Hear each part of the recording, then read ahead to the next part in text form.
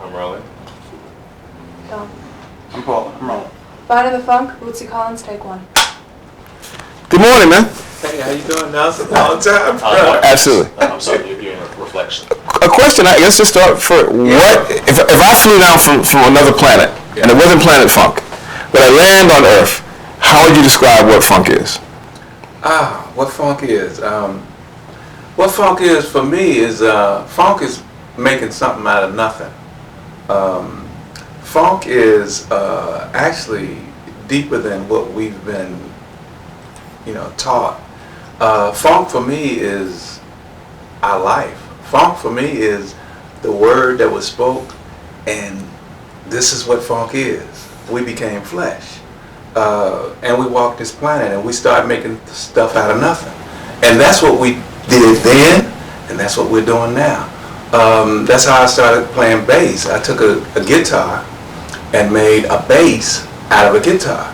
So that's kind of like making something out of nothing.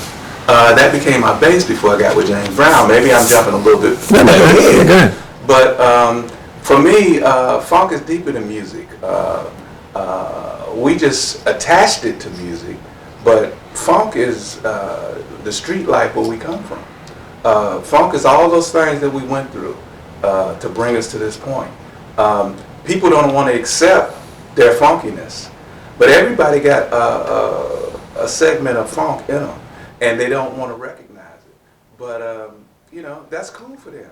But we recognize, we embrace, the funk. Funk is like fear. Funk is a threat if you look at it that way.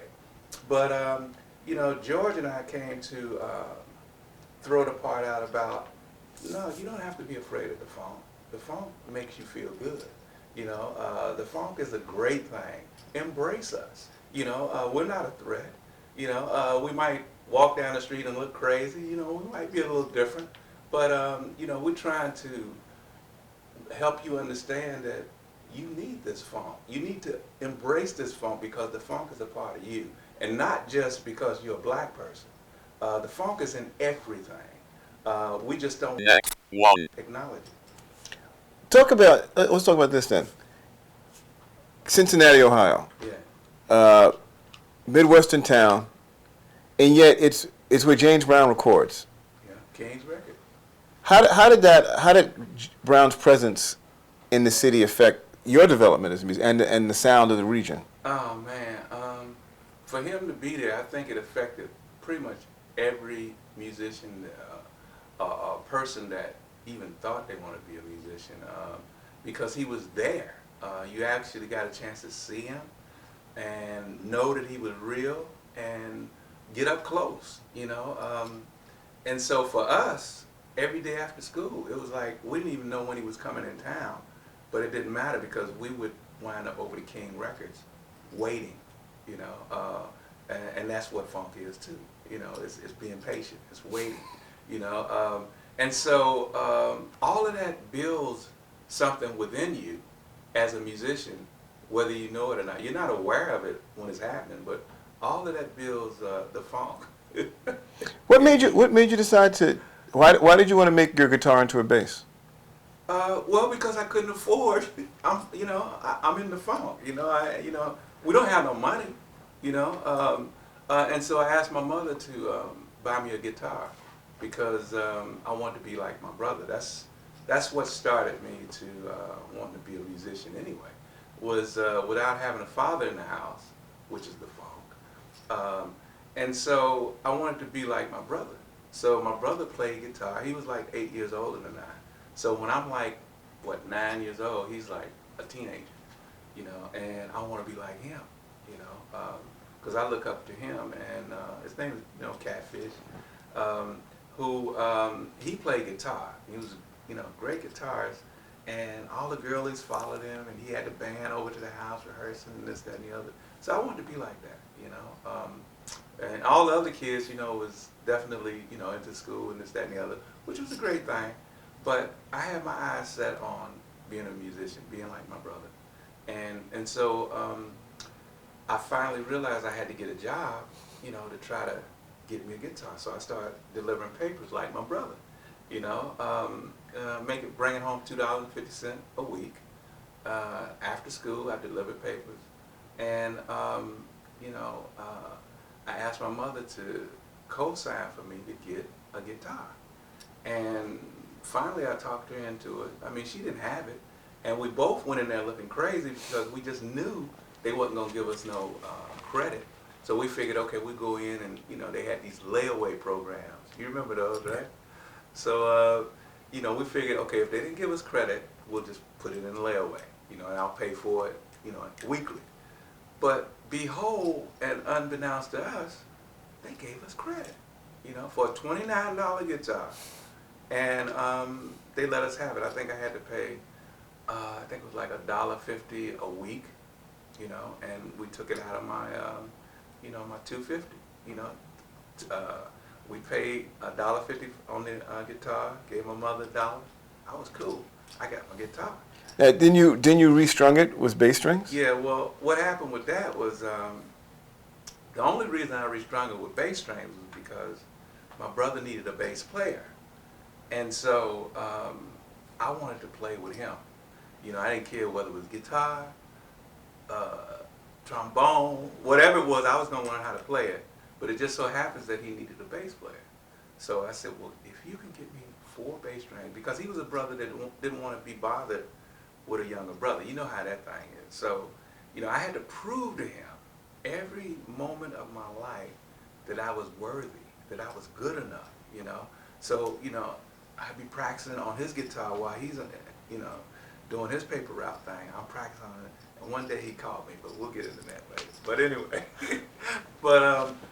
the bass thing was like, I had to come up with a bass to play with him because one night his bass player didn't show up. Okay. And he needed a bass player, and I kept raising my hand. He wasn't trying to see it, and he was forced because he couldn't. He didn't come up with a bass player. So I got the gig. What was the name of his band? The name of his band then was Pacesetters. Pacesetters. But once I played with him, the whole name changed. We began the Pacemakers, and it was 3 of us. And Dominic, is it something? Yeah, you're good. You just Okay. wanted to move it back. All right. Okay. Go ahead, man. I'm sorry. And yeah, the Pacemakers, and that was the first night I played with him, and that sealed the whole deal. Once I played with him, we stayed together ever since. Through James Brown, Parliament-Funkadelic, Bootsy Rubber Band, on up until he passed. Wow. Yeah. So he was your inspiration. Oh yeah. Oh, most definitely. Most definitely. Yeah. So this band, the Pacemakers, Yeah. was this the band that Brown when you first encountered Brown? Yeah. Because Talk about how did you guys? Did he see you at a club? How did that whole relationship begin? well, actually, a guy out of Cincinnati named Charles Sperling, who was an A&R guy for King Records, he is the one, we talked him into coming to see us because we would go over to King Records and, over to King Records, could nobody come in. I mean, if you wasn't a musician that was on the session, if you wasn't an artist that was signed to King Records, you wasn't allowed, So we knew that. But so, that still didn't stop us from being pests.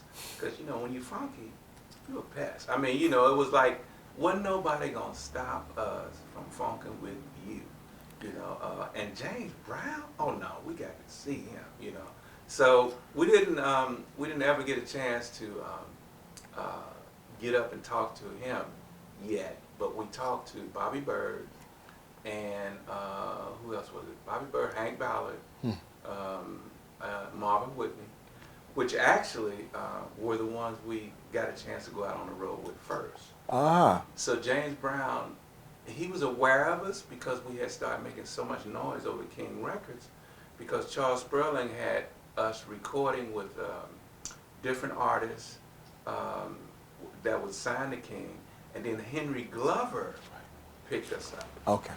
And he was the big time Puff Daddy, P. Diddy, right?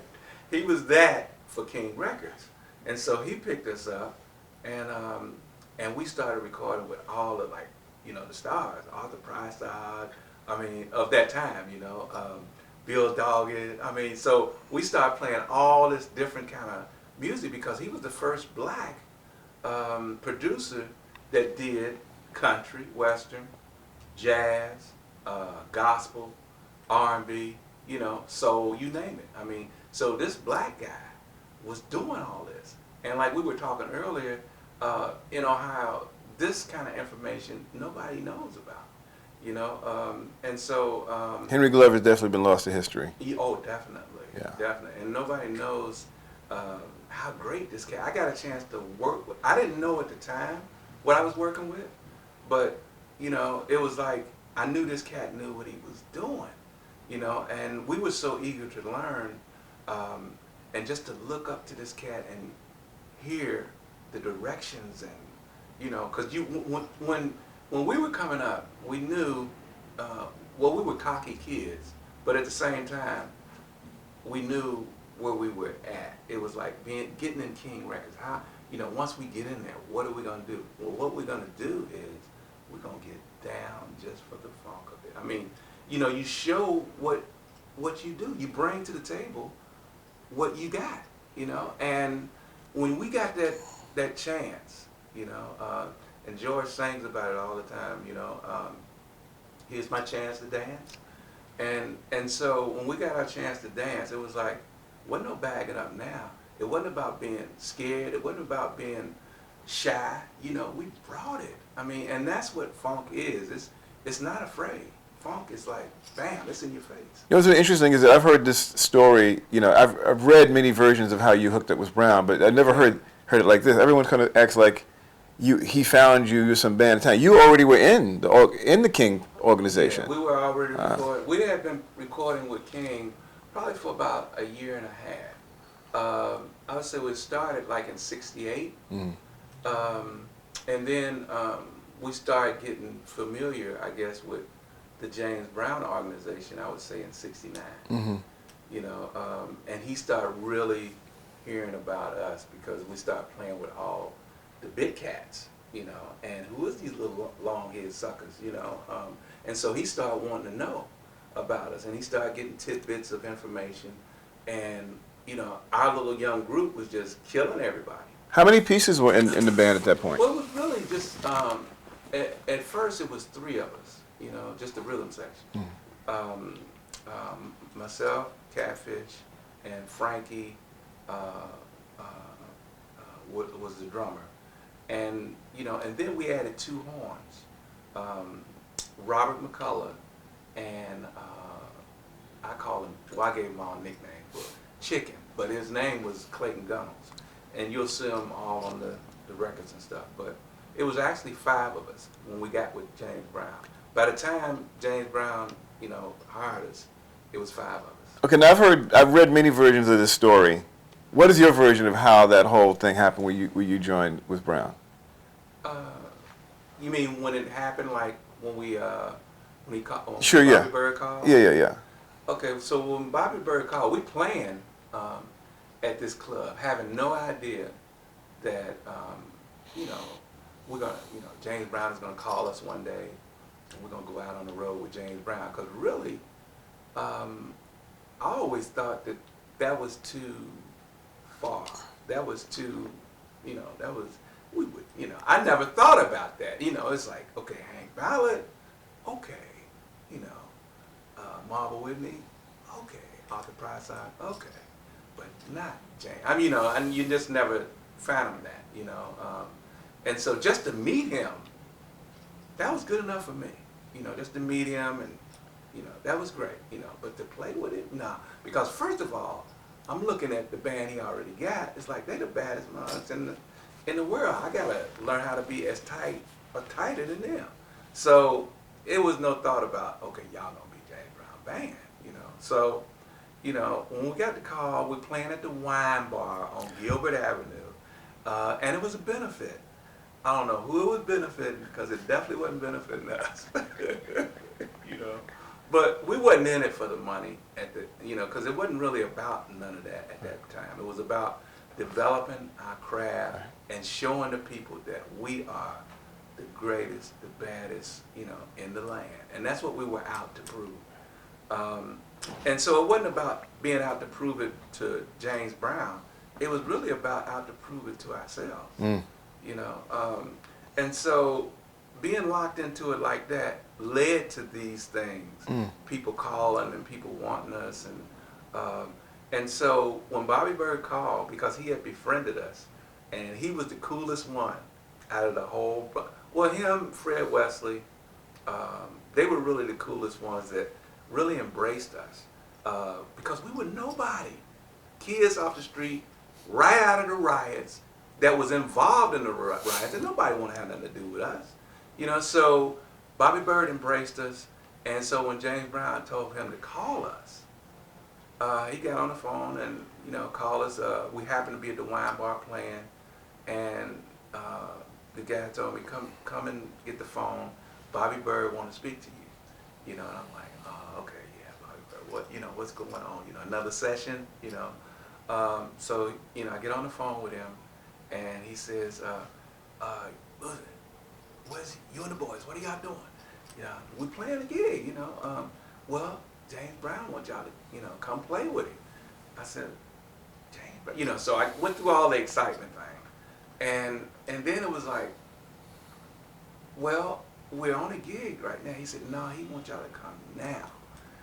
And I'm like, oh man. You know, first of all, thinking he's joking, because, you know, this, you know, he couldn't want us. I mean, you know, but yeah, he wants y'all for real. I'm getting ready to get on his plane and come and get y'all right now. I'll be there in 45 minutes, you know. And it's like, okay, yeah, you know. So I'm kind of like, okay, yeah, right, you know. Come on, you know, we'll be ready. And so, sure enough, he showed up. And he had the limo out there, you know, and it's like, y'all ready to go? And he's like, I mean, we didn't have, you know, nobody packed, you know, we had on what we had on, and it's like, y'all gotta come on now. And so, you know, went and told Mama, and, you know, Mama was like, well, if your brother's going with you, you can go. But if Cat ain't going, ain't nothing happening, you know. So we all went, you know. You get on a plane? Huh? Did you get on the plane? Yeah, for the very first time. I had never flew on a plane. And not only a plane, it was James Brown Lear jet, you know. And so this was mind blowing. Forget the gig. It's like, we on James Brown plane, you know, and we all had only seen like pictures of it, you know. And so to actually be sitting on his plane with Bobby Bird, headed to do the gig with Mr. Brown, unheard of, you know. So that's the way it all started. Again, I've read many stories. How did your working relationship? How did you guys work together as a team with Mr. Brown? Let's see, how did we start? Well, I would say it was like first of all, he treated me like a son. He always was, you know, you gotta do this, you gotta do that, you know, which for me at the time was really good, because I'm a knucklehead from out in the street, so, you know, that didn't grow up with a father in the home. So I needed all of that, and I kind of knew that I needed it, and if anybody was gonna give it to me, it had to be James Brown, because I wasn't going for it with nobody else. So James Brown, you know, he was perfect. He was the perfect father figure, and he took care of business. I mean, this cat, you know, he used to tell me all the time that, you know, it was 75% business and 25% music, and I never understood that for the life of me. You know, while I was with James, even when I got with George, I never understood that. You know, because to me, I'm looking at James like, you know, the music thing is so dominant. How can you say 75% business and 20? You know, although he took me behind the scenes and let me see how he worked his thing. You know, like on the phone all the time, at the radio stations all the time. Promoting his records, going through the neighborhoods in the car with the speaker, you know, on the phone. He took me to all of these things and let me see what he was doing, you know, before the shows, you know. And nobody would never know these things.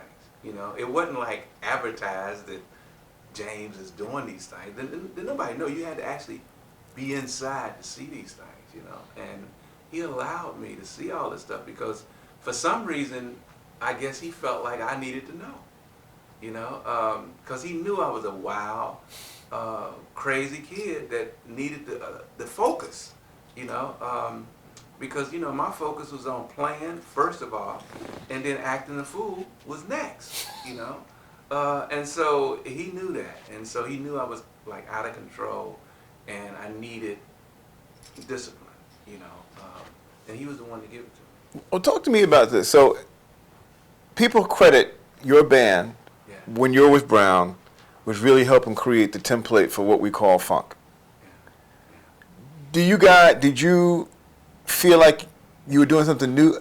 What do you, when all these records are being made in that period you were with Brown, did you realize something revolutionary was happening? No, we just realized that, man, we are in the studio with James Brown. Every chance we got, you know, every opportunity we got, it was like, it wasn't about us.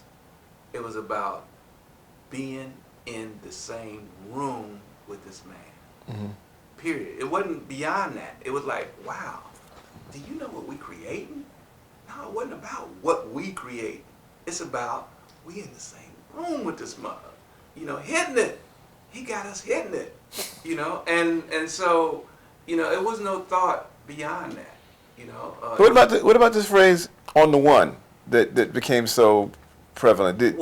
Talk about that. Then. Yeah. Well, he had to school me a little bit. You know, I was a little bit ahead of the one. You know, and he had to school me a little bit. He you know, by me being a guitar player first of all, and then coming to James Brown with that $29 guitar. It's green, it's ugly, you know. You're still playing that? Oh yeah, oh yeah. I still got my $29 guitar, you know, which 4 strings, you know.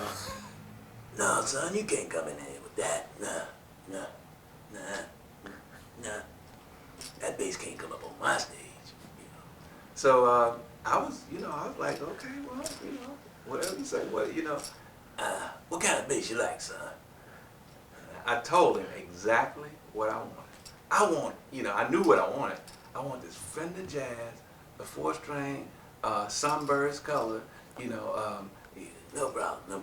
You'll have that money. You gotta get rid of that right now. No James Brown stage gonna have nothing like that. You know, so he let me know right up front what was happening. And I was cool with it because I really wanted the jazz, you know, Fender bass, which at that time was probably between that and the P bass, the Fender P bass. That was the most popular basses, you know, and plus they were long, you know, I was tall, and it's like, man, if I got this, you know, because the one I had, even though it was like a guitar, it was like about this big, and I'm tall, you know, and I got this guitar looking thing, but the bass sounded great. Everybody loved the sound of that bass, you know. But, you know, the look. That is hilarious. Yeah, but. Not coming on my stage. Put that someplace else, because I can't get a wide shot. I think R. I would love to There's move it, but outside. you guys move the table. I was gonna put it on the table, you know. Can you go next to Ashley? Hey. How are you? Good. Welcome. How's it going? It's Good. excellent. We just took the time You out. need to move? Good timing. Like No, perfect you're timing. fine. So what's the problem? I guess he wants me to move this His up, little like- recorder, I can't get wide because it's in the shop. Hey man. I mean, you got stuff. I mean, was stuff already cool. I mean. No, it's all good. No, I think it's It's really I about. want to just vary my shots a little. Okay. Okay. If you put it on Uncle, what's happening, Papa? if you stand like How you this, doing, next to man? her, can you Oh, see see it? ya. Oh yeah. How you Yeah, been? yeah, Cool? yeah. Man, give me some love, baby. You too, man. Oh man, it's good to be in the house, man. Thank you. Thanks, man. Definitely. Come on, let's keep rolling. Still rolling. Just Still rolling. just Okay. rolling it over. All right. All right. Because we only we got a ways to go. All right. So cool with him. That's perfect for me. All right. All right. And just lose that pouch. And I forgot what I was talking No, we'll get. I know where you were. Put the pillow. Oh, you need You the can pillow move there? it. Yeah, of course. No, you know what? Put that pillow back. Just take Ashley's pillow, please. Okay. Thank you. 'Cause yeah, I see that. Excuse me. Let me just tell them they're kicking us out of here at 1:15. They can't kick the funk Okay. out. Exactly. It's at 1 o'clock. They're kicking us out. What time is it now? 11:09. Oh, we're good. We're good. Okay. So let's go back to that point. So, people go back and say this was such an important band, the new breed band. Yeah. Yeah. But you're in the middle of it, and you're not aware that you guys are helping revolutionize music. Well, I tell you, it's like this.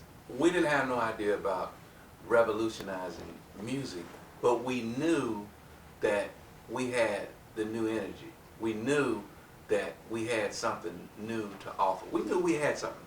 We didn't know what it was, and getting with James Brown, we felt like it was going to come out. This was our opportunity to show, what we got.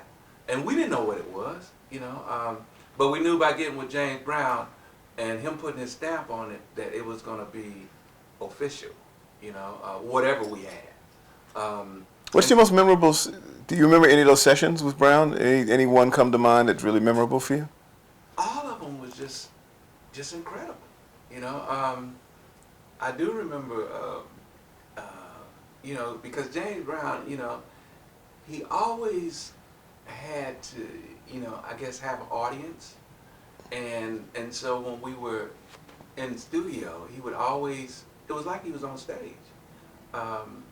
He would have to show people that he was still James Brown, so in the middle of a song, he would have to break out and do the James Brown, and, which wouldn't have nothing to do with what we're doing. I guess that was probably the most funniest thing that would happen in a session, because when you have these different people come in, that has nothing to do with anything other than being an audience or a spectator, he needed, I guess, that to do what he did.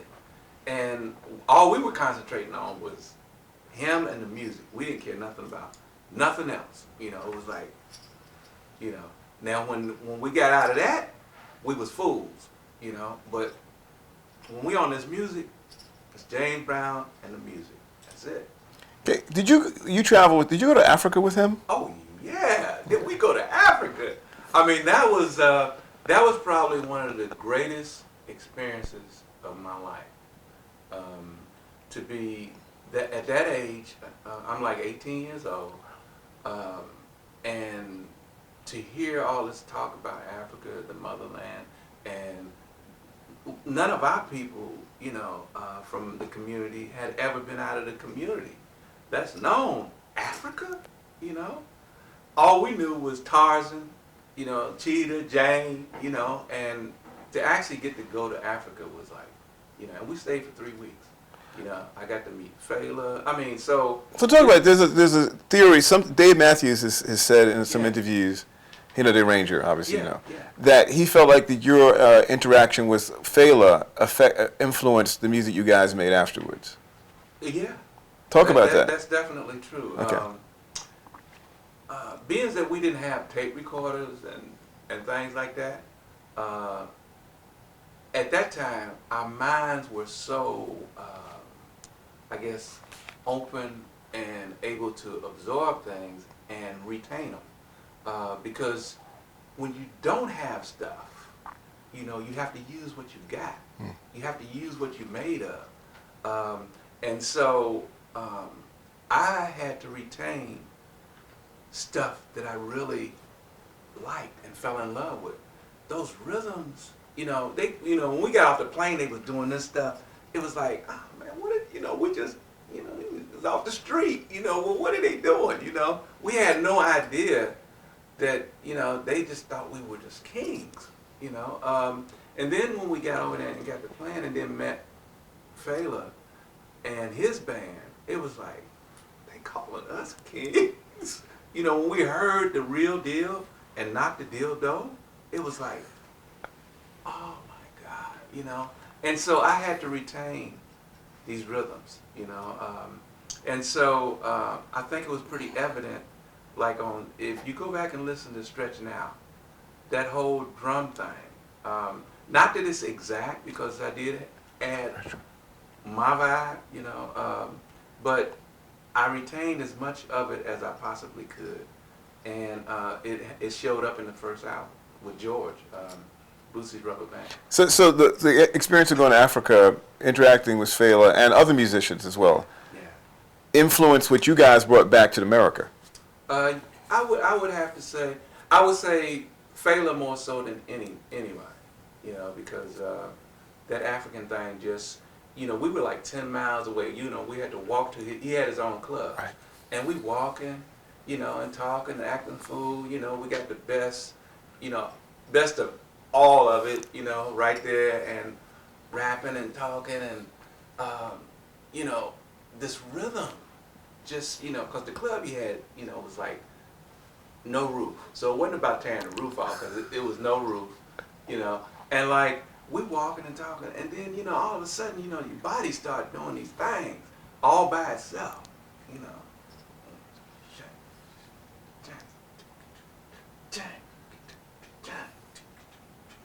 And your body start doing these things, you know, while you having a conversation, serious conversation, and you don't know what the heck is going on. Your body is moving, and you know you rapping.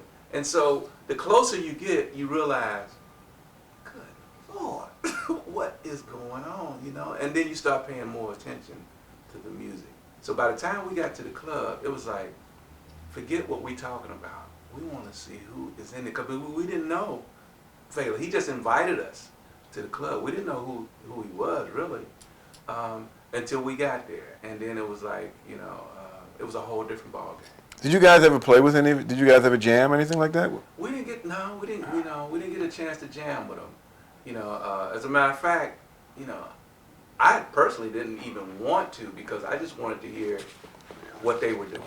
You know, what they were doing affected me so much. It was like, you know, and I felt like once I heard them, I felt like, man, what we doing ain't nothing. I mean, you know, and they praising what we doing. It's what y'all are doing, you know. How old are you at this point? I'm like 18. Wow. You know, and it's like, you know, they just blew my mind.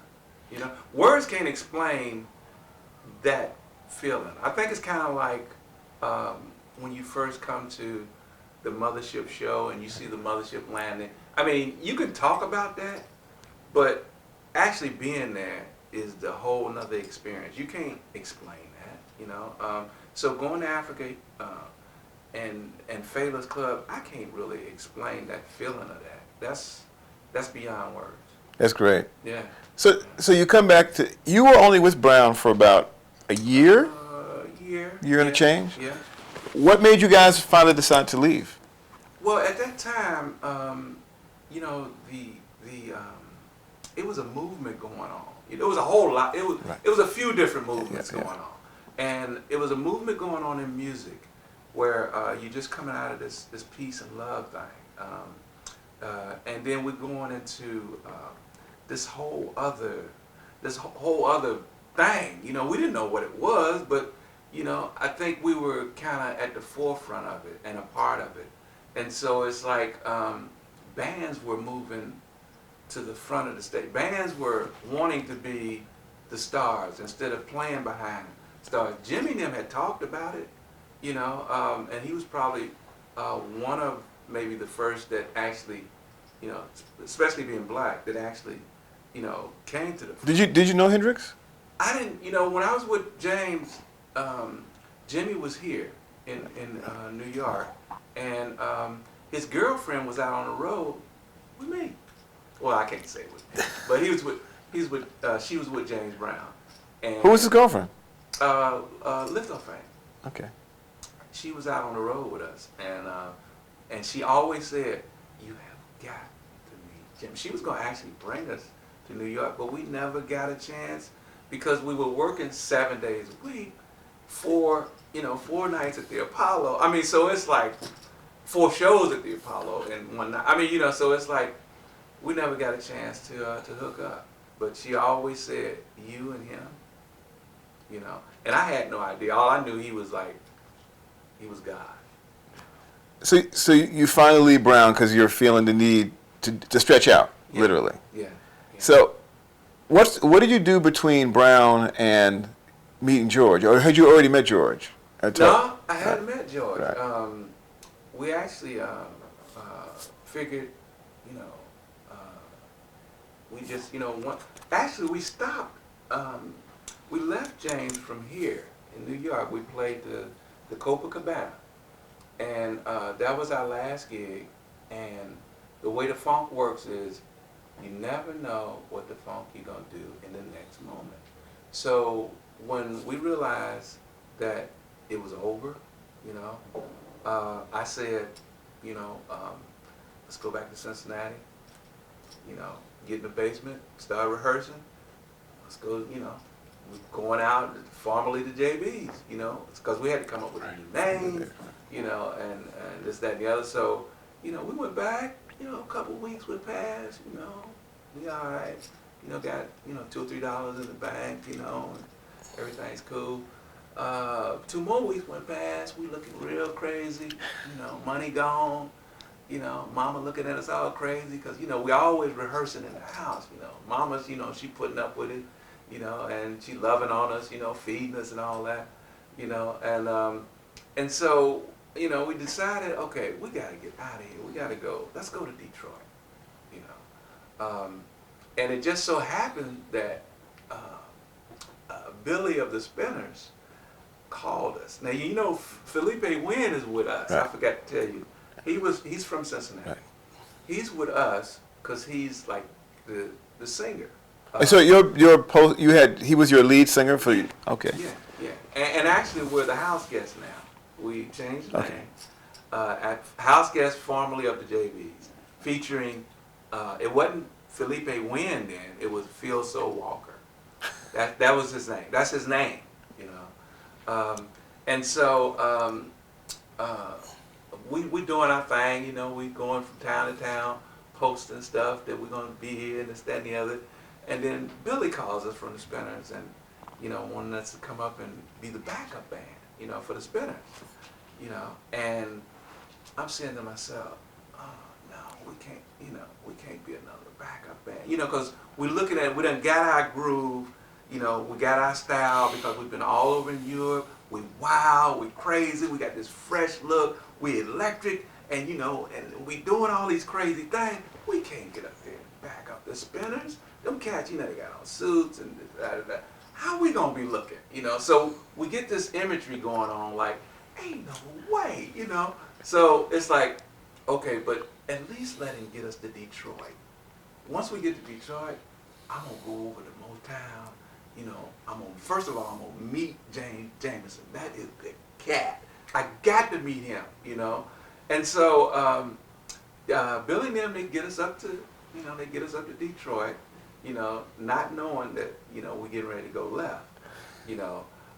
So he gets us up there, and then this, you know, we play this club, you know, all these different bands, it's like, and we turn it out. I mean, we wipe everybody. Then nobody want to go on before us. Then nobody want to go on after us. So this girl comes up. Her name was Malia Franklin. She said, "Boy, you know, do you know George Clinton?" I'm like, "No." And you know, heard of him. You know, yeah, Funkadelic. Yeah, we heard of him. I said, "Actually, we've been looking for him. We want to take it to the stage." That's where that came from. We want to take it to the stage with George, man, and Funkadelic. You know, she said, "Yeah." She said, "Y'all look like him, you know. Do you want to meet him?" I'm like, "Yeah, I want to meet him." And see, I'm cocky now. You know, I've been with James Brown. You know, I got my training. I got the band. The band is tight. I want to meet anybody, you know. So she said, "Yeah, okay, tomorrow we'll hook up. I'll take you over there." So that's when I first got the opportunity to meet George. And so she took me over to his house in Detroit. And you know, and going up to the house, first of all, it's kind of like, you know, you get this, you know, the Adam Family kind of thing.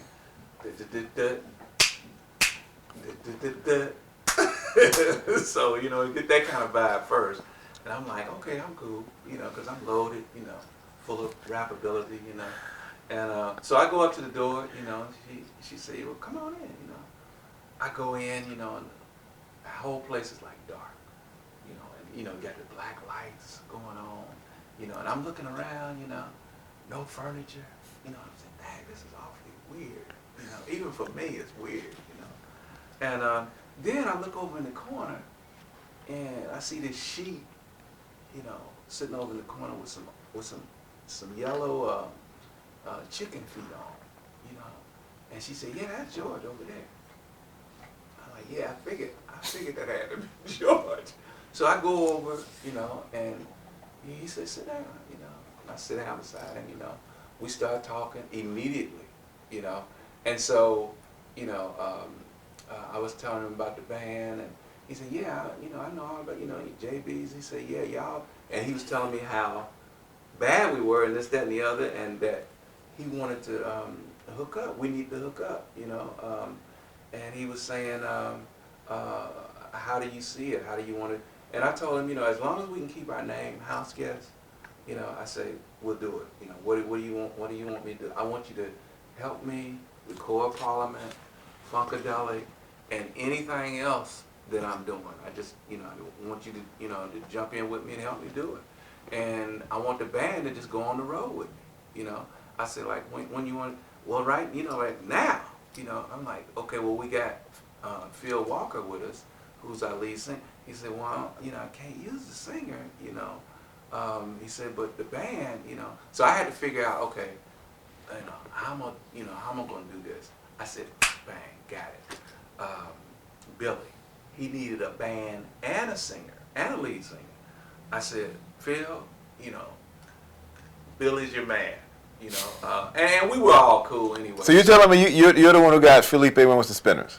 Yeah, yeah. I mean, you know, I gave him the hookup, and he's the one that I said, you gotta, you know, just talk to Billy, because, you know, I didn't want to, you know, well, I did wind up telling Billy, you know, we couldn't do it, but at that time, you know, it was like, I wasn't gonna tell him, you know, we're not coming with you, we're going with Funkadelic, because they're the ones that brought us up there, you know, so I didn't want to look like a complete Negro, you know, so, you know, it just went down, and the way it went down, it was cool. You know, everybody got what they needed. You know, the Spinners got their lead singer, and they went on to get actually one of the drummers that used to play with me, Tiger, Don Martin, used to play with James too. So they actually put a band together based around what we were doing. So it all really worked out really good. At what point during this period now does William Collins become Bootsy? When does that start happening? Well, actually, Bootsy had been happening ever since I was with James, but George was the one that allowed me to fully express Bootsy.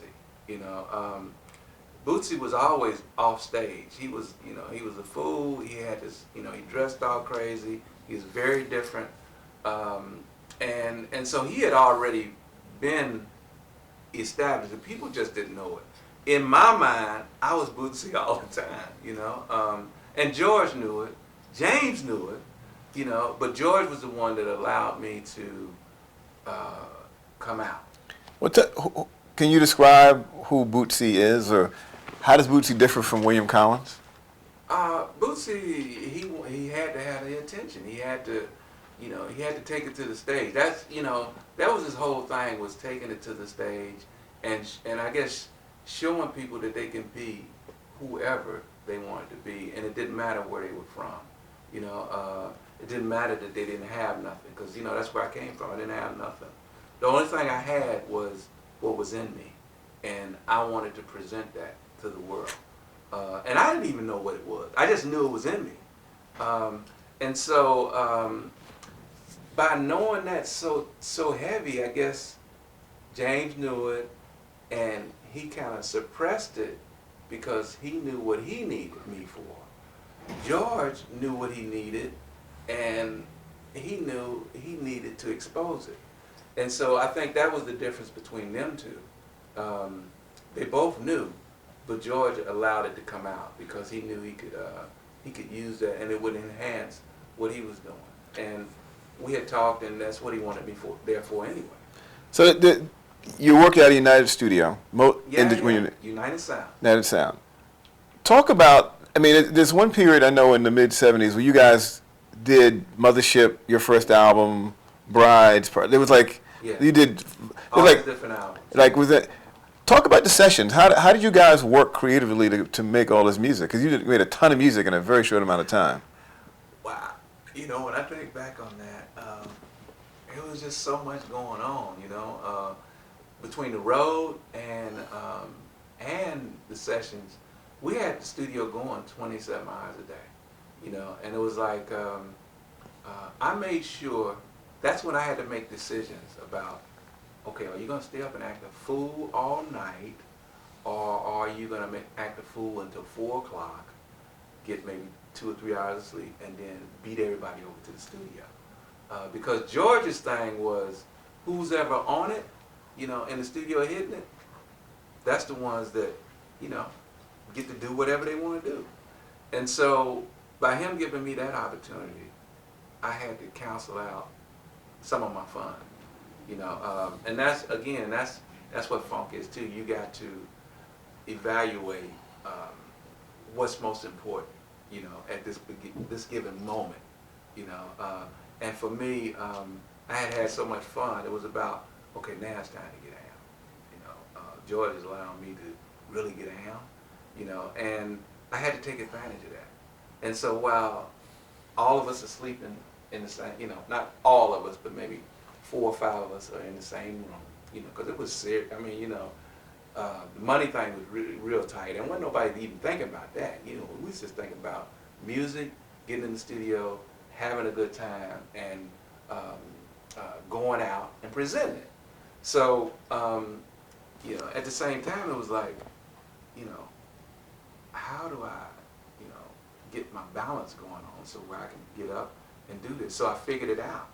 And when I started doing it, George allowed me to get over there. That's why I got a chance to write so many different songs, was because I gave up part of my fun to get over at the studio at 9 o'clock in the morning and be the first one, so I can, okay, this is what we need to do, y'all. I got it. I got the line, you know, because it was all about remembering these lines, you know, until you can get in the studio, because you didn't have these little tape recorders, you know, and things to put, okay, here's my idea. I'm gonna save this for tomorrow. Wasn't none of that. You had to save it all up here, you know. And I had got used to that because with James, like I was telling you about the failure thing, I had to, you know, retain all of that. So I was used to that. And so when we got in the band, you know, I tell Mother, okay, this is what it is.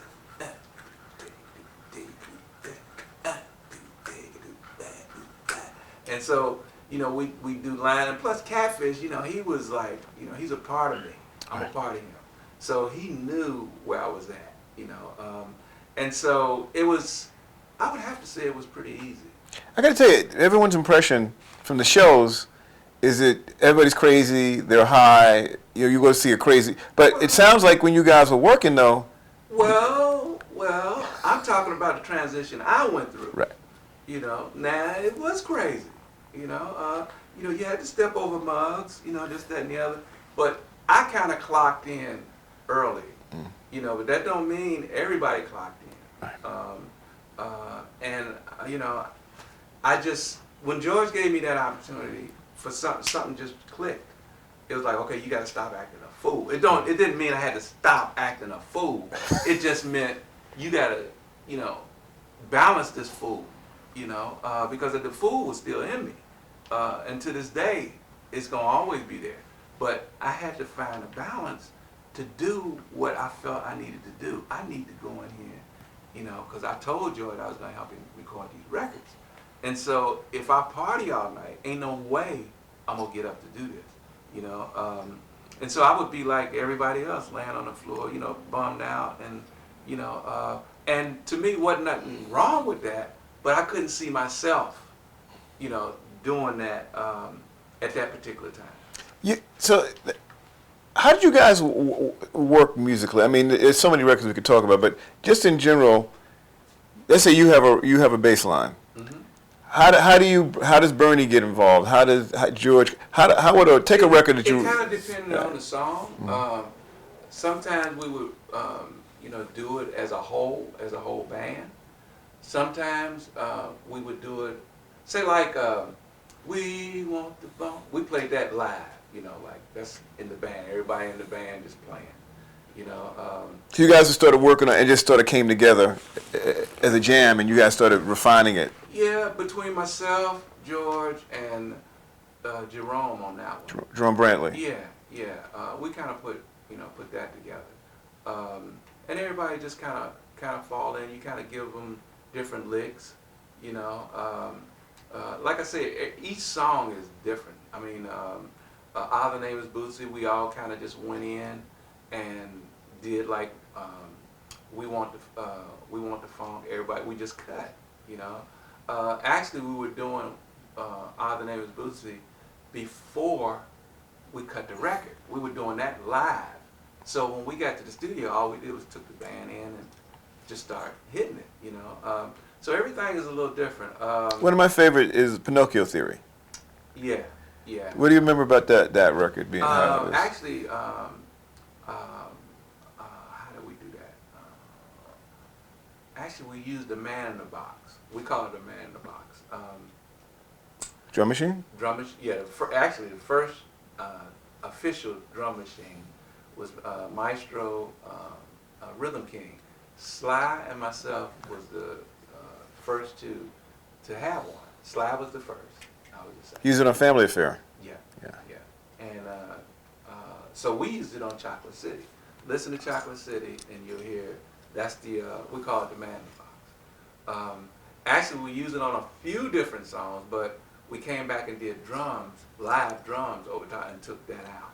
So that's the way we kind of stacked songs like let's see, like do ba do do do do do. See, I played bass and drums on that.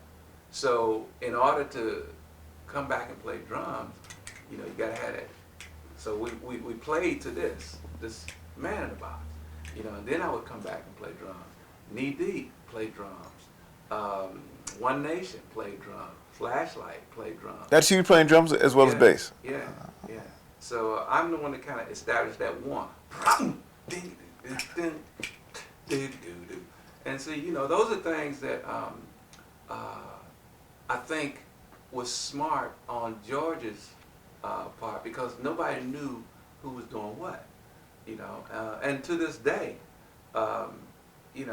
George had a plan, and which I think was just genius. Tell me, what was it about? Look at you. You had Bernie. You have Junie. Aside from the people in Detroit, he brought in this incredible community of musicians. What is it about George that made you believe in him to become part of that? What is it about? Well, you know what? I guess it was probably that same funk in him that was in me that I knew I wanted to develop more. Because to me, to this day, he's the only real funk representative that's left. I mean, and when I say real, I mean he lives it. I mean, it ain't just music. He is that funk, and he is that funky, and what's really deep is he didn't know where the one was at, and that was funny too. And so, I kind of had to show him where the one was. I told him, I got this from James Brown, and he was so deep, it was like, give it here, he didn't care where it came from. It's like, give up the funk, and which was great. That was a great concept, because that is what funk is, It's like, if you got it, give it up, bring it to the table, and so I think that's what I liked about George. And I knew I couldn't be George, because, he just had so much of that freedom thing, you know. I was gonna say one word that comes up a lot about funk in all the interviews is freedom. Yeah. That it allowed people to do stuff that wasn't available before. Yeah, yeah. I mean, and like I said, when I say George is that true funk, he's that true with that freedom thing. He is that. You know, he is all of that. Even more so, like Sly and them, James, you know, they all did their thing. They all was great. But something about George, well, I know what it is. It's that thing about George that is so real that, you know, he is this. He's beyond this flesh. He knows what this flesh is, but he's definitely from another planet. You know, one thing about funk as a movement, and then obviously P-Funk, is space. Yeah, yeah. And that literally these are space Negroes, Yeah. extraterrestrial Space pimps. space pimps. Yeah. Is that something that you guys, would you guys sit around and talk about these things? Actually, Yeah. what we would do, we would go out on the boat, on the yachts in Miami, and yeah, that's what, you know, George was kind of teaching me, because, you know, reading, I wasn't about, you know, it was like music, you know, I'm hearing this, I'm hearing that. I wasn't about reading no music, I wasn't about reading no books, you know, that's why I'm out here. I'm just, you know, you know, whatever you got to give me, give it to me. And, you know, because I was so full of these ideas. And when I got with George, he allowed me to get them out. So he knew what I was good for, and I was learning what he was good for. He was good. He was so masterful about, you know, what to read and these different concepts and this, that, and the other. You know, so I got real interested in, wow, you know, we are from, you know, so I started really being a part of this thing that we are not from here, you know. And then I started seeing things by being with him, and, you know, fishing in the Bermuda Triangle, all these different things, you know, was like, wow, you know. So I'm with George starting to really realize that this cat is deeper than deep, you know.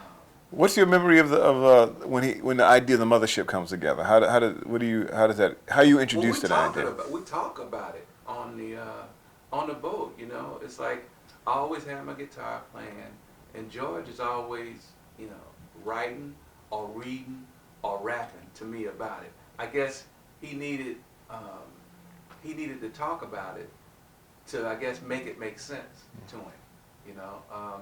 And then when we get to the studio, he, you know, the concept is there. I kind of pretty much got a good idea of the lines that I want to play on certain things. And so when we get back to the studio, you know, it's like we kind of got an idea of what direction. He knows the concept. You know, now it's about finding the right grooves to go with each different song.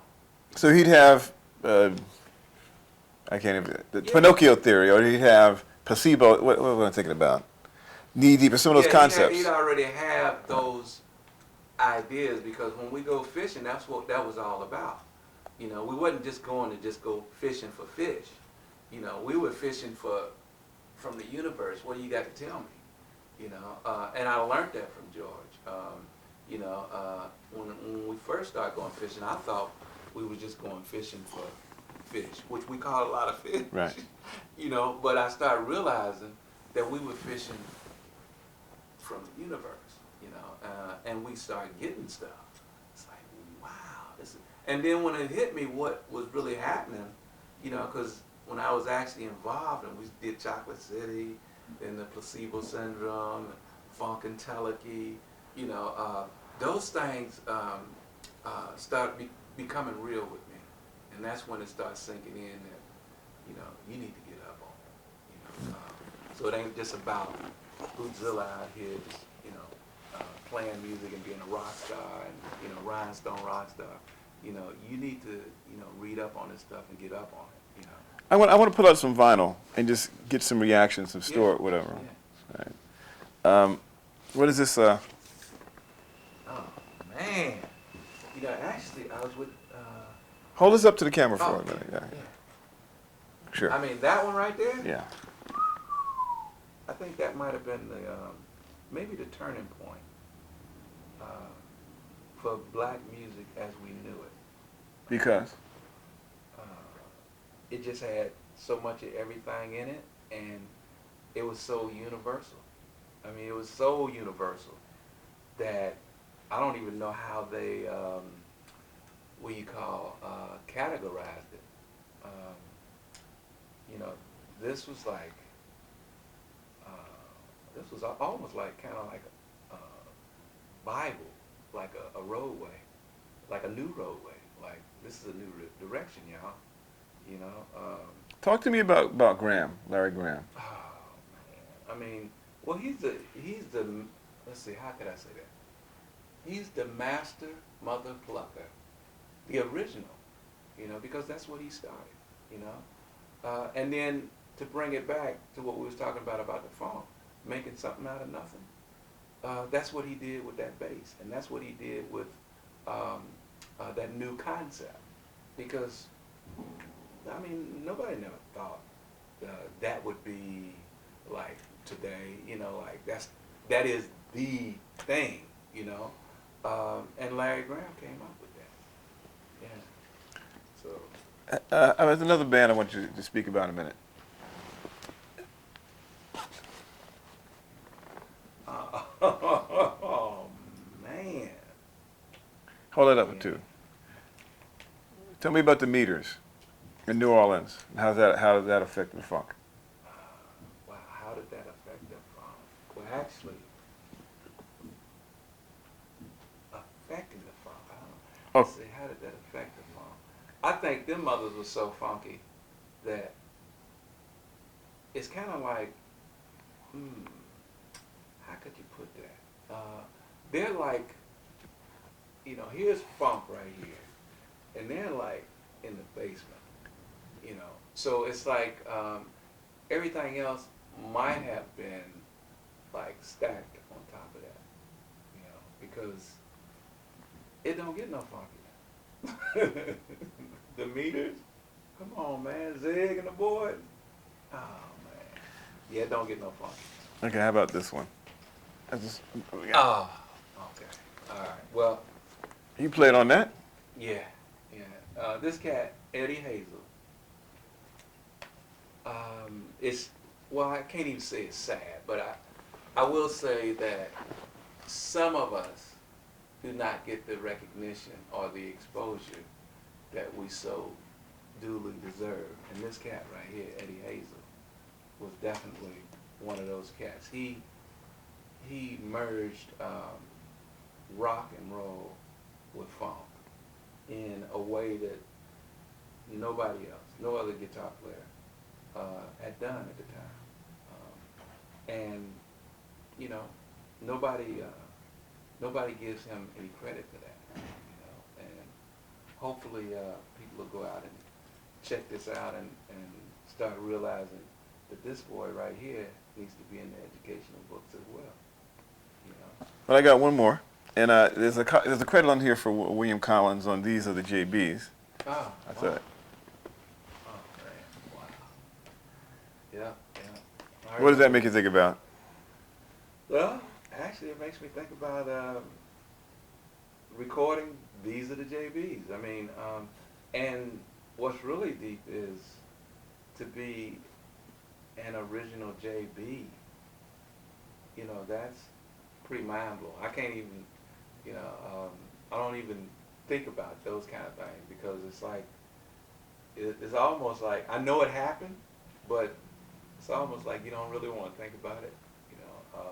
Macy was telling us that he can't go anywhere without people yelling out Pastor P's. Yeah.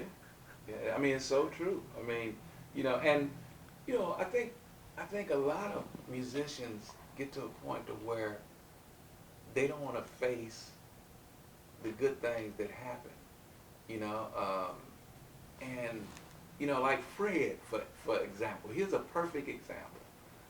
James told him to do that solo, and he hates the solo. Yeah. Right. I mean, he hated that solo. But James told him to do that, and it's what people remember, you know. And you know, it's those kind of things that you know that make people like James Brown like the genius that they are.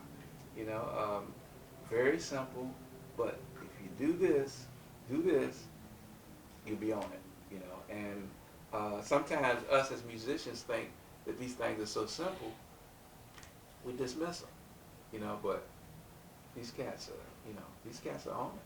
You know, and like I said, I remember James telling me about the one, and I thought that was just, you know, at first I thought, you know, it's like, why are you telling me this? You know, because I just want to play. You know, I ain't, you know, nobody got no time for the one.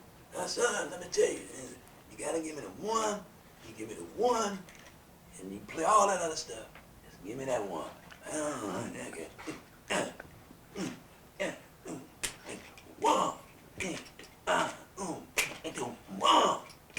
I said, all right, you mean like this? You mean like that?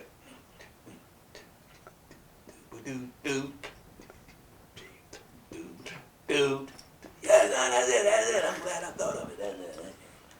But that's where Brother James was at. I mean, you know, and he taught me that. And when he taught me that, it was like I used that in every thing I did, and it worked. You know, so, and I made sure that I told everybody where I got that from. You know, from day one, and it wasn't like this is what I came up with. You know, I wanted everybody to know that James Brown taught me this. You know, and for me, I think that's what the youth and mothers are coming out now. They need to educate people where they get things from and this, that, and the other, because that's the way we keep our music history alive. Well, this is perfect because I was just going to start asking you to talk about what's going on now Yeah. with music, with the funk, and you have put upon yourself Yeah. to be very engaged in the educational process. Yeah. So why don't you talk about the foundation first? For me, I mean, it's very important, not only for the things that I'm doing, but it's very important that we talk about this music, and even the music before us. You know, it's very important that, you know, we pass that on and that we keep that alive, because that's the very foundation that everything was built on, you know. And, you know, if you're going to go back and get stuff, why not let people know where you got it from? You know, if I'm going to go back and do the one, why not let people know where I got it from? I mean, and I'm feeling good about myself because look at who I got it from. You know, I mean, this is the master of the masters, you know, so why not talk about where you got it from? And so we're doing things now to try to expose where, you know, like things that don't get the attention, with like the Funk University, with bass players and playing bass and the different masters of playing bass, the Stanley Clarks, the Larry Grahams, the Ron Carters. Actually, he's right here in New York. He came on board, man, and that was one of my idols, my heroes, you know, because I started off wanting to be an upright bass player because Jameson, you know, I mean, you know, so it's like, you know, but once I found out that the upright bass was playing me in school, you know, that's a hard instrument. You know, I was trying to, you know, that big old instrument, and, you know, it's like, dang, how do I, you know, take this mug from the school? Because it was all about walking. You know, it was definitely the funk. You know, wasn't no, you know, busting this, but no, it was about walking, you know.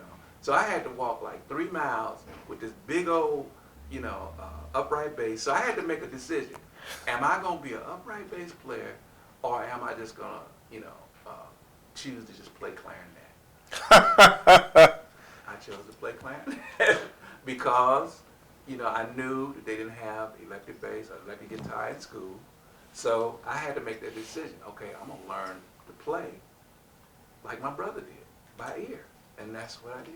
Well, one of the things that you do these events where you're really involved in getting instruments back in schools. Yeah. Could you talk about what you're doing with that? Yeah, well, you know, we adopt schools and we try to facilitate what we had was at school. It was like you could take your instrument home. That's what I was talking about, the upright bass and clarinets. We could actually take them home to practice. And I felt so good about that. And you would never think that that would ever end, you know. Nowadays, it's like those programs are like, you know, they're like out of here. So kids don't really have that same opportunity with instruments. Sorry, go ahead, I'm sorry. Kids don't have that same opportunity with instruments because instruments are not available to them. So we're trying to fill that gap, or at least bring attention to it, so that not only us, you know, not only is we are trying, but people start, you know, realizing that these are the things we're missing. These are the things that's important. Creative people need to be exposed and involved in creative things. And if you don't have those facilities, if you don't have those instruments, then they're going to go do the stupid stuff, you know? And so these kind of things, to me, is like no-brainer stuff. It's like you cats are focusing on the, you know, I wouldn't say the wrong stuff, but you're not putting the emphasis on what's needed, you know? And what's needed is to, if you really want to get, you know, this crime down and this, that, and the other, you got to get kids involved in something. You can't take everything away from them and say, you're on your own, you know? It's like addiction. When you're addicted to something, when you take that addiction away, it's like you got to replace it with something, you know? And so that, to me, is like common sense. That ain't nothing deep, you know? Do you think that some of the musicians that we talked to have talked about the fact that one reason they feel like the music hasn't moved forward is that the kids they don't have theory, they're not getting the tools to take the music elsewhere. Yeah, that's definitely a very, very big part. And then emphasis are not being put on playing music. That's the other big side of it. Emphasis is in you know, tapping this, tapping that, you know, the air guitars, you know. So it's like when you don't use this, and when you don't use your mind, and when you don't use your retainer in here, then you lose it, you know. You get used to pushing buttons, you know. Then why should I do all this hard work? Why should I practice? You know, all of that goes out the window. You know, it's like, I'd rather just, you know, I can sit here and I can do the easy thing and make $1 million. You know, so that's what's being pushed on everybody. And so only the ones that are very, very special realize early on what they really need to do. And I think those numbers are too low. And so we have to do something to try to bring those numbers up. And that's what we're doing, and that's what we're hoping that the attention is brought to, so we can bring the focus back to actually playing music and getting down for the funk of it for real. Now, you took a break from touring. You didn't almost tour for over a decade. Yeah. Actually, first tour I indulged in was actually last year, 2011. With the full-on band, the singers, the horns, you know. But, you know, I guess for me, you know, as a musician, we all are real sensitive creatures, you know. And when you sign on, when I signed on, it was like, I'm doing this for the music, you know. We don't know nothing about taking care of no business, you know. Matter of fact, I don't want to have nothing to do with business. I just want to play. I just want to have fun, a good time, have people, you know, around, have a good time. you know, pass this, pass that, and just have a great time, you know. But then when you find out, you know, you got to pay for this, you got to pay for that, so-and-so, you got to do this, you got to do that, that messes with a mug's mind. And all I'm thinking about, my bass line. Well, what is my bass line? You know, horns go like this, and the guitar, I'm hearing the guitar, you know, and all you got, okay, the truck rental is due, you got to pay for buses, the lighting, you know, stage, you got union, you got this, and all this craziness is going on, you know, and it's like, this is stuff that you didn't sign on for. Sure. So once you find out that that's what you have to deal with, it's like, that took so much of a toll on me. It was like, man, I can't do this. You know, I love the music, but if I got to do all of this stuff, I can't do it. You know, because I was doing, you know, you got Parliament-Funkadelic, you know, Horny Horns. I mean, you name it, you know. And we're doing all this stuff for so many years, and it's like, how do you continue to keep that up? Nobody gave us any training to do, you know, to deal with music and this, Right. you know. So we come off the street dealing with music and just loving people and loving to do this, you know. It's like, we wasn't never trained to do all this other craziness, you know. So you kind of have to educate on that side of it as well. And I think it's a very good time for this generation to get a dose of both of it, you know, because they both are very, you know, you got to deal with both of them. Right. You know, I want to ask you a little bit, just a couple more questions. Yeah. Your relationship to hip hop. Yeah. You've been sampled. You've actually done guest appearances. Yeah. What do you think hip hop's relationship is to funk? Is hip hop the son? Is hip hop the cousin? I think it's probably the son, because they took it and reintroduced us and our music to a whole new generation, and which I think probably only a few of us are really thankful for that.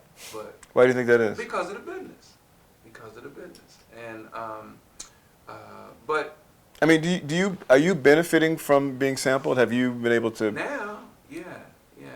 But when they first started doing it, no.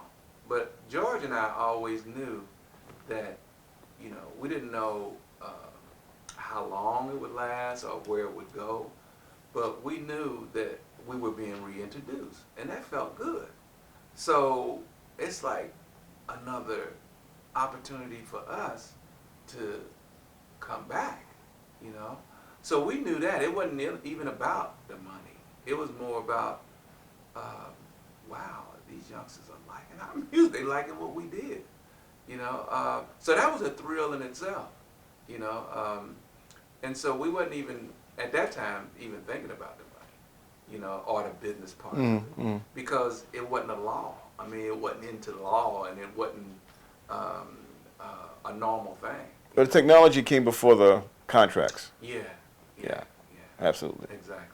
You know, one more thing. You know, interesting. You've been touring a lot more in the last few years. Yeah. One of the things interesting in putting this project together, we've been looking for, you know, different young bands to play funk. Yeah. And one of the things we really found is that we've found a lot of talented, committed white bands. Yeah. We've only found a few, very few, all black bands, guys in their late 20s, early 30s. Does it feel to you like, two questions. One, is funk becoming like the blues and jazz, where it's moved away from the black community and then it's being adopted by new people? Yeah. Or, you know, what do you think that's true, or is it? Well, you got to look at where the emphasis are placed today. The emphasis are placed on black rap, you know, and that's what's making the money, and again, business.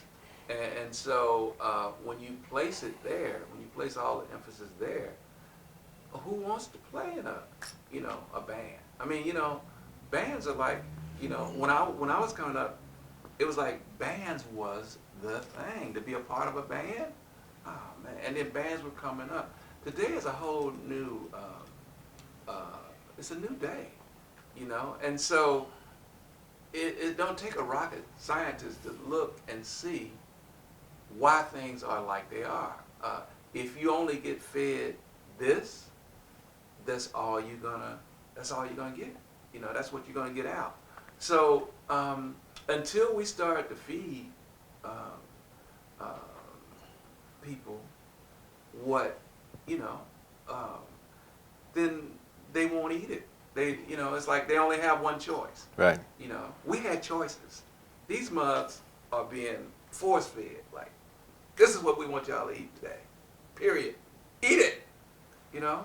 And how can you, as a kid, as a youngster, come up and say, okay, I don't want that. You know, give me something else. You know, if you don't have no choice, and most kids feel like they don't have a choice. You know, and so they either eat it or they die. You know, and the sad thing about it is those are the only two choices: eat it or you die. Okay, last question. You played on a million records, but I'm going to ask you, what's your yeah? Wow. What's the favorite record you played on? Oh my goodness, what's the favorite record? Oh, that might take 2 or 3 days to figure that out.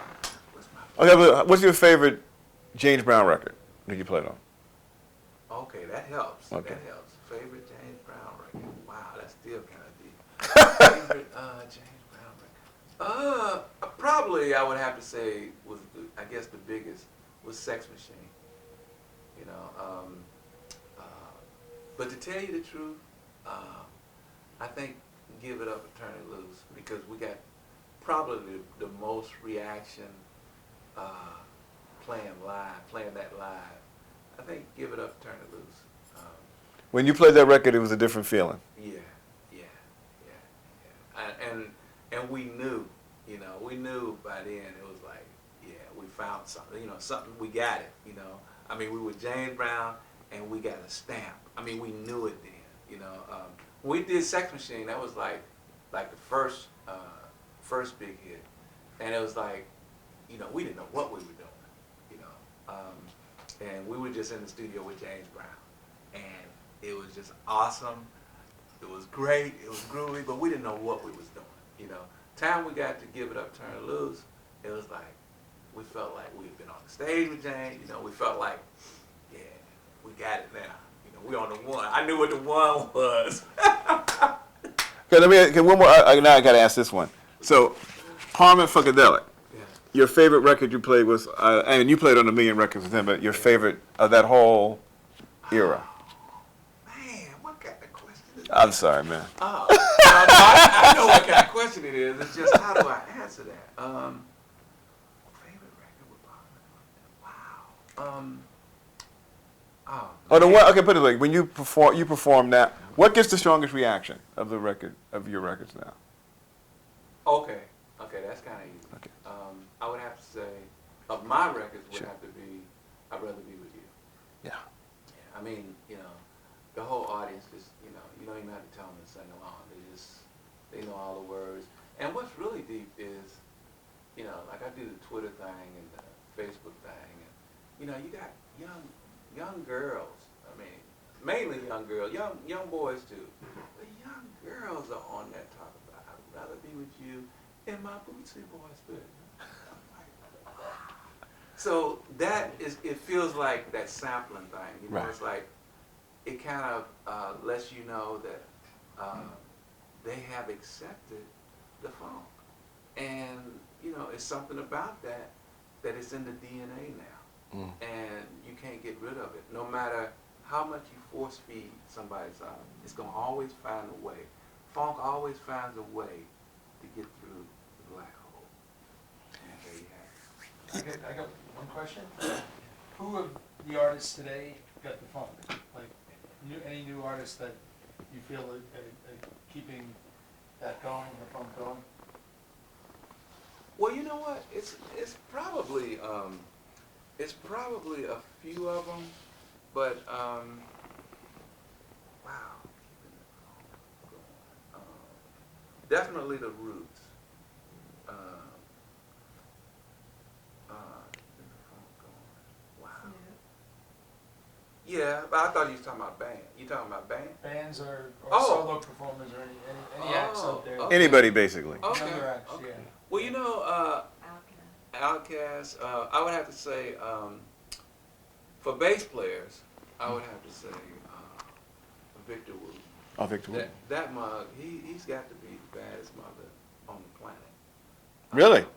I personally, you know, maybe because he's my friend, but I think he's just incredible. That's nice. You know, incredible. And he's, you know, not only is he keeping the funk alive, but he's keeping music, you know, and that's what, in the end, it's really all about. It's about this interview and this Yeah. whole thing is about funk. Yeah. But my overall view is about music and letting people recognize the funk that's within them, which don't necessarily have to be exposed as music. Just accepting the fact that we're nothing, you know, and we're being made something out of nothing. And that word was spoke in the beginning, and we became flesh. And here we are. Here we all are on the one in the same boat, no matter what you say, no matter how much separation you bring, we all are one. One nation, Bible. And we out. All right, let me get a quick. Sorry about that. No, Let me get a quick. you killed it, man. I know. Thank you. No,